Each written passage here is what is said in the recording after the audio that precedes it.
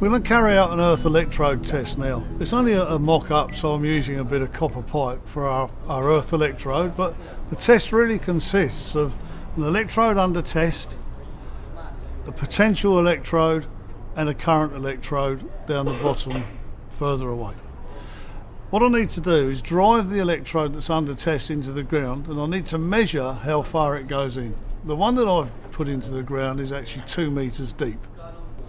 The current electrode, which is the furthest one away, needs to be at least 10 times the depth of that electrode away, and the potential electrode needs to be placed in between the two.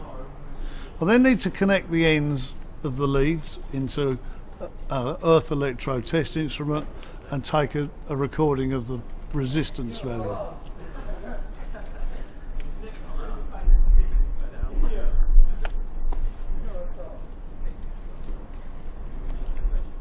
This is a 3-lead test, so I just need to give the machine a second or two to settle, push the test button, and you'll see that it's reading the potential electrode and the current electrode. And we've got a resistance value there of 80.8 ohms. I've now moved the potential electrode closer to the electrode under test. It needs to be 10% of the total distance between the electrode under test and the current electrode. So as that was 2 meters deep, I've now, and the distance apart was 20 meters, I've moved the electrode 2 meters nearer to the electrode under test. Now I'm going to take another reading.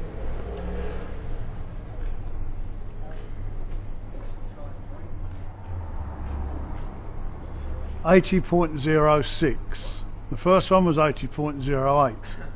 Now I need to move the potential electrode 2 meters nearer from the centre to the current electrode. I've now moved the potential electrode 2 meters from centre nearer to the current electrode, and I need to take a third test.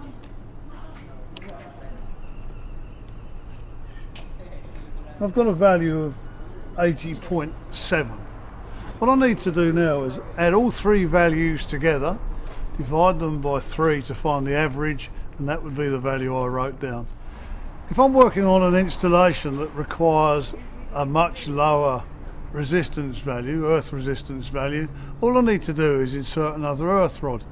And the rules are that I would need to insert the earth rod the distance away from the original earth rod, whichever the depth of the original earth rod was. So we knew that this one's a 2 meter deep rod. I need to move 2 meters away and insert another one.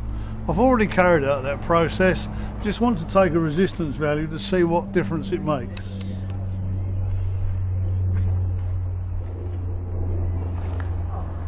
We can see now that we've got a resistance value of 51.5.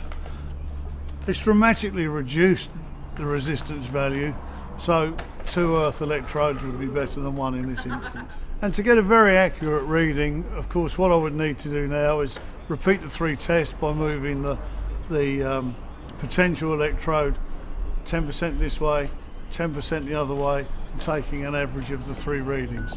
And that would give me the reading I would write down on my test certificate.